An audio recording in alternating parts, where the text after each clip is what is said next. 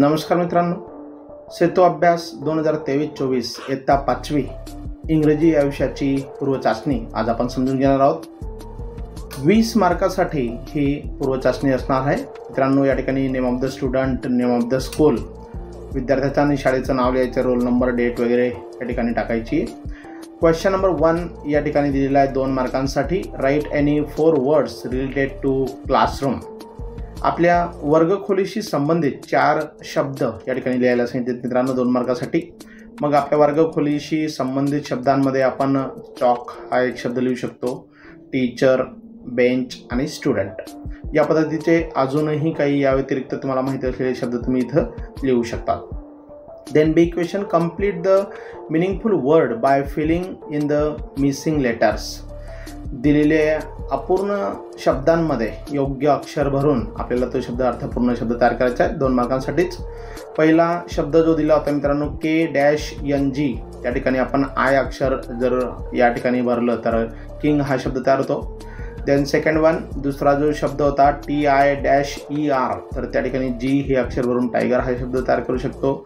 Third one table, B हे अक्षर आपण त्या ठिकाणी जर भरलं योजलं तर त्या ठिकाणी अर्थपूर्ण शब्द तयार होतो टेबल. आणि लास्ट वन O हे अक्षर जर आपण त्या ठिकाणी घेतलं तर मंकी हा शब्द तयार होतो. या पद्धतीने हे 4 शब्द आपण या ठिकाणी लिहू शकतो. Then question number 2A, complete the puzzle. या ठिकाणी एक पझल दिलेलं आहे, ते कंप्लीट करायला सांगितलं मित्रांनो 2 मार्कांसाठी. MA डॅश दिलेला होता, CA नंतर डॅश होता, तर दोन्ही ठिकाणी या ठिकाणी जर आपण T हे अक्षर योजलं तर मॅट आणि कॅट असा एक अर्थपूर्ण शब्द तयार होतो. त्याच पद्धतीने या ठिकाणी CAKE, केक ए अक्षर जर या ठिकाणी भरलं तर केक शब्द तयार होतो. आणि लास्टला या ठिकाणी ट्री, R हे अक्षर योजलं तर ट्री हा शब्द तयार होतो. देन काईट हा एक अर्थपूर्ण शब्द तयार होतो, ई अक्षर भरलं तर. आणि उभा ही एग हा शब्द तयार होतो.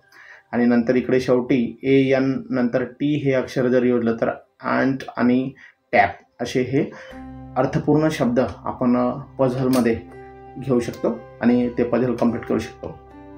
देन बी क्वेश्चन होता, choose a word phrase from each column and form 3 meaningful sentences. या ठिकाणी वर्ड किंवा फ्रेज घेऊन आपण अर्थपूर्ण वाक्य तयार करू शकतो.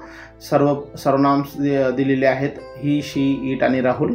देन स्विम्स, रीड्स आणि प्लेज ही क्रियापद. आणि ऑब्जेक्ट दिले आहेत, in the river, games, book आणि क्रिकेट. तर या 3ही कॉलममधले शब्द घेऊन आपल्याला अर्थपूर्ण 3 वाक्य तयार करायची आहेत. मित्रांनो, पहिलं वाक्य आपण तयार करू शकतो, he swims in the river. Then second one, she reads a book. And last one, Rahul plays cricket. या पद्धतीने 3 वाक्य आपण तयार करू शकतो. यामध्ये अजूनही अर्थपूर्ण वाक्य तयार होऊ शकतात, पण आपल्याला त्यांनी फक्त 3 वाक्य लिहायला सांगितलेले. यानंतर क्वेश्चन नंबर 3 या ठिकाणी आहे मित्रांनो, choose an appropriate punctuation mark for 2 marks. 2 मार्कांसाठी आहे. पहिला ए क्वेश्चन आहे, व्हॉट अ ब्युटिफुल गार्डन. या ठिकाणी मित्रांनो व्हॉट अ ब्युटिफुल गार्डन हे एक्सक्लेमेटरी सेंटेन्स असल्या कारणाने त्याच्या शेवटी आपण एक्सक्लेमेशन मार्क वापरणार आहोत. And B, what are you doing question mark, प्रश्नार्थक वाक्य असल्यामुळे त्या ठिकाणी प्रश्नचिन्ह देणार आहोत. Then question number 4, write the answer of the given questions.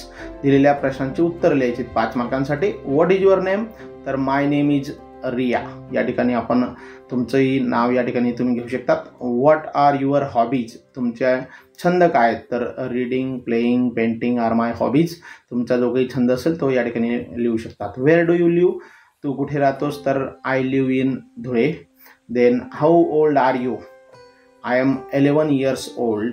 And which subject do you like most? English, I like most. किंवा पूर्ण वाक्यामध्ये लिहू शकतात.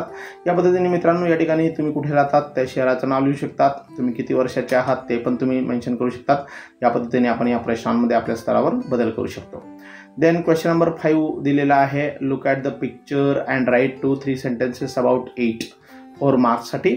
या ठिकाणी एक मांजर दाखवलेलं आहे, कॅट, आणि नंतर खाली टेबल, तर त्यांच्याबद्दल आपल्याला काही सेंटेन्सेस लिहायचे. या ठिकाणी जे कॅटचं चित्र आपल्या समोर आहे मांजरीचं, त्याच्याशी संबंधित, this is a cat, it looks very cute and she likes milk.